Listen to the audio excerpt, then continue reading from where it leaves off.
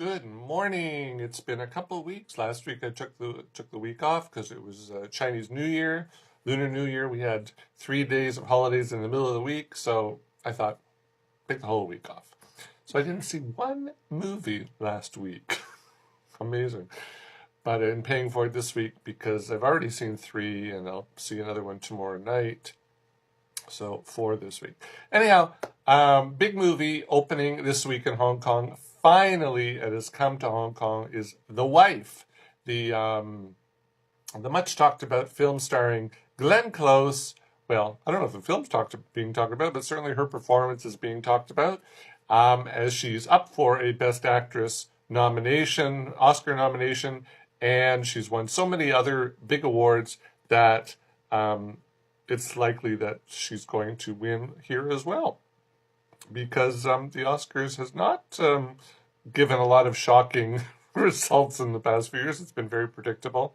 So she's going, the odds are that she's going to win on, when is the Oscars? The 24th or something like that. So if you haven't heard about this film, or if you haven't seen it, because it's pretty well played everywhere except here. The story is, it tells the story of preeminent novelist Joe Castleman, played by the wonderful Jonathan Pryce. He was the Scepter, the Master Scepter, is that his title, in TV's Game of Thrones, and he was in a small film I talked about last year called Listen Up, Philip. He's been around for a long time, wonderful actor. So he's the preeminent novelist James Castleman and his ever-supportive wife Joan, played by Glenn Close. Now, after the Nobel Prize Committee announces that Joe is their choice to receive their award for the Nobel Prize for Literature, I guess the committee is called, what are they called? The Swedish Academy is the committee. So they announced that he's going to be their Nobel Prize laureate for literature. Events are set in motion that causes Joan to assess her choices, the choices that she made over their 30-plus years of marriage. And emotions which have been percolating under the surface for so many years finally boil over on the very night that he is bestowed this prestigious award. That's pretty much what the story is about. Now, a friend of mine saw this film. Everybody's seen this film except us. A friend of mine saw this film a few months ago, and she told me she wasn't crazy about the film, but she really liked Glenn Close's performance. And now that I've seen the film, I have to agree with that assessment. The movie is nothing special. I have a lot of beefs with the story, which I'll talk about in a second, but she is wonderful. Now, about that film, about the story, 10 minutes into the film, you know where this is going, and it goes there. It doesn't deviate. There's no surprises. There's no twist. There's nothing shocking. It goes exactly where you think it's going to go. I haven't read the book, and I assume the book is better than the movie, but I would say it's the kind of, if it's exactly the same, by page 2, you know where the story is going, which doesn't make for interesting reading. And it certainly doesn't make for interesting cinema, except for Glenn Close.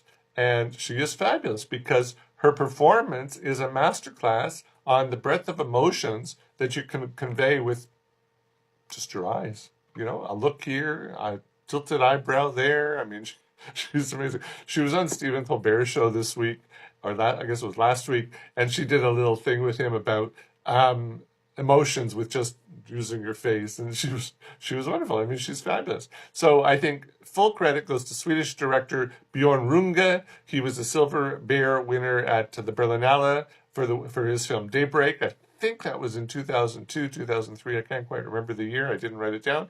And this is his English language feature debut. I don't think he did a great job here in terms of directing, but he certainly knew enough to make full use of her immense talent throughout the film. And for that, he deserves credit. So before I get more into her performance, let me talk about the story. It's written by Jane Anderson. She did the miniseries Olive Kitteridge a few years back. You may have seen that. And it's based on the novel of the same name by Meg Wolitzer. As I said, I haven't read the book. I don't know if it's how different it is. So I had quite a few problems with the story. For starters, the couple's adult son, David, played by Max Irons, who's Jeremy Irons' son. Doesn't look much like him, except he's tall, but he's big tall. Anyhow, their adult son is brooding because his father hasn't provided him with any feedback on his first novel. And in retaliation, he behaves like a brat. Now, you know what? He's not 6 years old. He's 20-something years old. Grow up. Strap on a pair of balls. So, you know what? Here's my advice to David and people like David. If you think your father's an ass, which he is. He is an ass. But if you think he's an ass, then don't go to his Nobel Prize winning ceremony. Or if you do go, suck it up for a few days and paint a smile on your face. Then, when you get home, have it out with him. Don't do it there, But this is clearly a family that likes to rain on each other's parades. They're all shitting all over each other throughout the whole film. Now, believe me, I come from a family that does that. Certainly one of my parents does exactly that. And you know what? If somebody knows my mother, you can tell her, I don't care. But you know what? This is a family that shits on each other's cakes, let's put it that way. And that brings me to Joan. And at the risk of sounding chauvinistic, I'm going to say I don't have a lot of sympathy for her. She knew from as far back as the time when she was a student of Joe's, at Smith College in the 1950s, she knew exactly what kind of person he was. She knew, he was, I don't want to reveal, but she knew exactly what kind of person he was. She knew that back then in the 1950s, it was virtually impossible for a woman to get published. So she decided instead to subjugate her writing ambitions for his and have the kind, support him in his efforts and have the kind of life that she dreamed of. And that's what she got. So now that he's reached the pinnacle of success, she's resentful. What was she expecting? She devoted her life to his career in the effort to, in the goal of one day getting the Nobel Prize. He got it. And now she's upset that he got it. Look, she's upset because it should have been hers. Honestly, should have been hers. And she even says as much. But, there's one scene where Joe is talking to his fellow laureates, Nobel laureates, and he says, "Oh, my wife's not a writer." And she gives a look, as one of her looks. And I'm sure it's not the first time she's heard him say that. She knows he's an insecure hack. Why would he, if it weren't for her, he'd be teaching at a community college, and, she built his career. So, you know what? I didn't get why all of a sudden it's just, the straw broke the camel's back. Look, straws break camel's back. I can speak from my own parents' experience. I know maybe straws come at, times when you don't think that they should come, but I don't know. I don't have a lot of sympathy. Maybe I don't have a lot of sympathy for other people in similar positions. And I'll talk to my psychiatrist about that one. Now, at any point, here's the thing. Now, at any point in the past 15, the movie starts in 1992. So at any point in the 15 years prior to 1992, she could have left Joe. She could have, and believe me, she had a lot of reasons for leaving Joe. You'll find out in the film. And she could have written a book under her name. It would have been published. Look, she could have wrote off his success. Her book would have been published. And I'd say two things would have come of that. Number one is people would have said, "Oh, he wrote it." And they would have, one group said he wrote it, and another group would say, "Wow, maybe she wrote all of his books," right? And I think that's why she didn't do it, because she didn't want the scrutiny. She didn't want that people should find out that he's a fraud, because that would have burst her little bubble that she created with Joe. So look, she created this situation, and now she's upset about it. Look, she's entitled to her feelings, right? But I think that was not the time and the place. You know what? When he has his moment in the spotlight, that's not the time or the place to have her little meltdown. She could have, my feeling is again, you know what? Suck it up, do your little smile thing. When you get home, toss him to the curb, and then go write your book under your own name and be happy. So, you know what? I'm sorry, I'm not happy with her. Also, I wasn't happy that her son clearly has issues. The daughter, it's less maybe in the book talks more, but clearly you can see from the daughter's body language. She also has issues with her father. So I'm angry with Joan because she allowed her children to become embittered to keep this facade going all these years. And when the truth finally comes out, her son gives her a pass. And I think, no, she's a co-conspirator. She's as guilty as Joe is. The son should not give her a pass. The son, she should have said to the son, after he wrote his book and the father's ignoring him, or, while he's writing the book, she could have said, hey, let me help you edit it. She doesn't have to write it.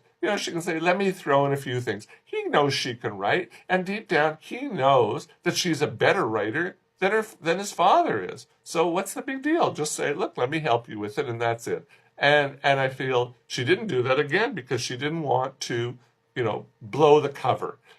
And so what she's done by that is she's made her son bitter, and perhaps the daughter too. So I'm sorry, Joan. I'm not a fan of you. You know what? I didn't have a lot of sympathy for the character, but I love the performance. So she's been nominated. Glenn Close has been nominated, as I said, for Best Actress Oscar. This is the 7th time she's been nominated. She's never won. And unlike some of her fellow actors who finally got their Oscars for less than stellar performances, and I'm thinking of Al Pacino in Scent of a Woman, for one. I mean, that was the biggest mistake.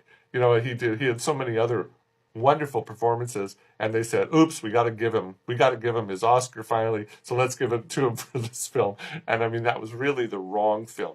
And for Glenn Close, look, she was in Fatal Attraction. That was certainly Oscar worthy. She was in The Big Chill, Oscar worthy. She was Cruella de Vil. Okay, not Oscar worthy. Well, maybe Oscar worthy, but look, it was a wonderful performance. It's iconic performance in 101 Dalmatians as Cruella de Vil. But you know what? If she does win, she actually deserves to win for this role because she really is wonderful. So I would say go see this film because of her. You know what? The story, I didn't like the story, but she makes this film worth watching. So that's called The Wife, opened yesterday in Hong Kong. Finally, hold on, let me take a drink. Now, there's a few other films opening in Hong Kong today, but I haven't seen them, so I can't talk about them. There was one film, Ben is Back, the Julia Roberts film.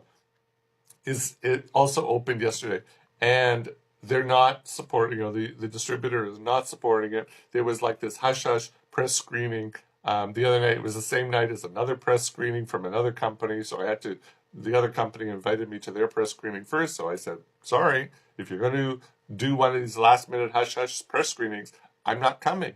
So I haven't seen Ben is Back. So again, it's like one of these situations. Why bother? Why bring the film here if you're not going to support it? But that's Hong Kong for you. But I did see another film which hasn't come to Hong Kong, but it is making the rounds. It opened in America around Christmas, and I think it's still playing in the States and in Canada. Now it's making its way across Europe. And so I thought, okay, now's a good time to talk about it because it's probably never going to come to Hong Kong because it's about black people. And in Hong Kong, black lives don't matter. They don't care. Hong Kong Chinese people don't care about black people. They didn't even want to show, originally, they weren't even going to show Black Panther here because they just don't care. Chinese people just don't care about black people. So I don't think this film is going to come unless it wins an Oscar. And it's up for a couple of Oscars. Moonlight also wasn't supposed to come, and it did in the end. And I'm glad it did because it was my favorite film of 2016. So this film, If Beale Street Could Talk, it's the follow-up. It's by follow-up film by Oscar-winning filmmaker Barry Jenkins, who did Moonlight. Wonderful film. Oh my God, Moonlight. Love the film. So, and like Moonlight, this film is a poetic telling of contemporary African-American experience. As I was watching the film, I was comparing Barry Jenkins to Spike Lee. And Spike Lee's a great filmmaker, but he's not a poet. Barry Jenkins is a poet. and his movies are poetic. And this one, also beautiful.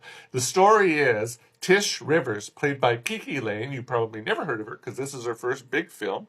And Alonzo Fawny, F-O-N-N-Y, Fawny Hunt, played by Stephan James from Scarberia, which is a suburb. It's not Scarberia, it's Scarborough. But those of us who are from Toronto call Scarborough Scarberia because it's the east end of Toronto, northeast part of Toronto.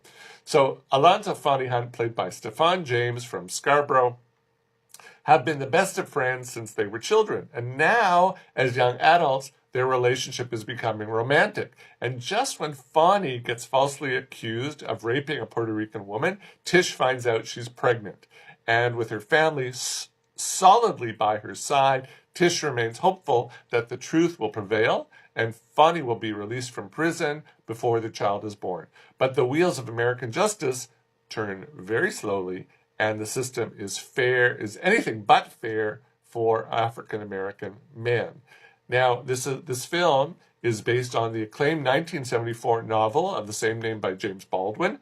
Interesting, this is the first book by James Baldwin that's been turned, first novel by James Baldwin that's been turned into a film. Very surprising. A little bit sad, but surprising that it is, and I'm glad it is. It's like the book. This is set in 1970s Harlem, New York, though the story could easily be, the events could easily be today. Because according to I did a little bit of research, because according to the United States Sentencing Commission report published in 2017, black men are almost 6 times as likely to be incarcerated as white men.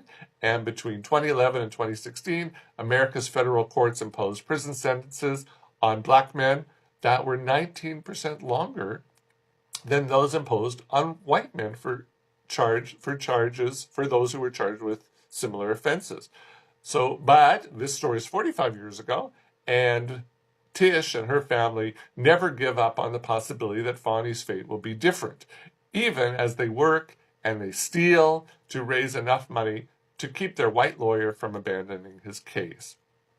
So that's what this story is about. And as he did with Moonlight, Barry Jenkins, he takes these lingering close-up shots of the actors' faces, like these portrait shots with rich colors in the background.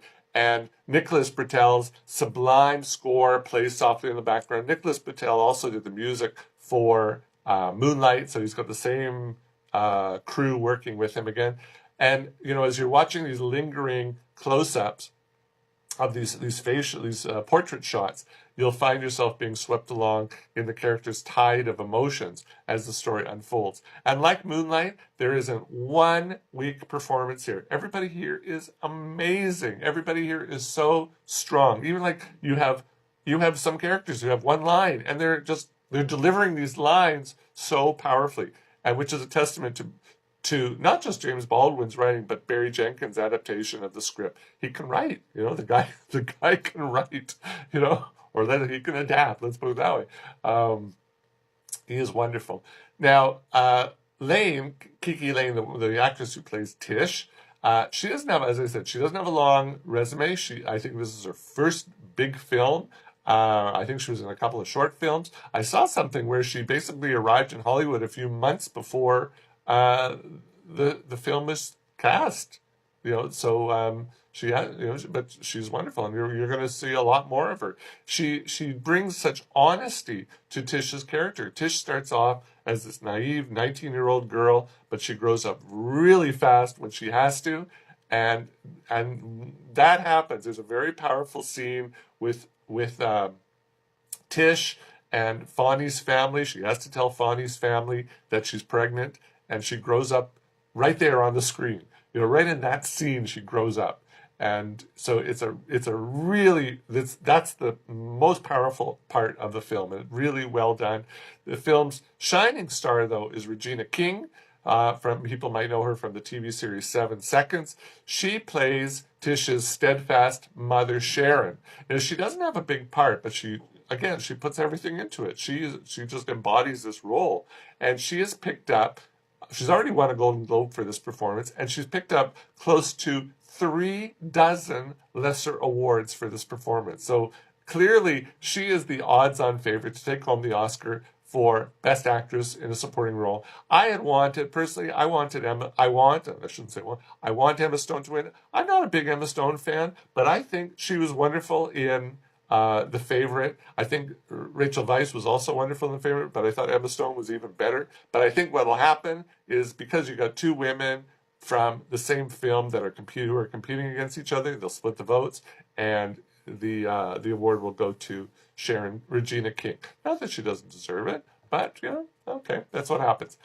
And interestingly, the actress Regina King has said in interviews that she was done playing motherly roles, but when she heard that Jenkins was directing this film, she very wisely and very quickly abandoned that plan and took up the role, and good thing she did. Now there's another very touching scene where Sharon, the mother, tells a very disconsolate Tish, "If you've trusted love this far, don't panic now." I say the same thing of anybody who loves Barry Jenkins films. If you've trusted loving his film so far, don't panic now. You're going to love this film too. It's a beautiful, beautiful film. I'm very sad that it hasn't come to Hong Kong. It probably won't come to Hong Kong.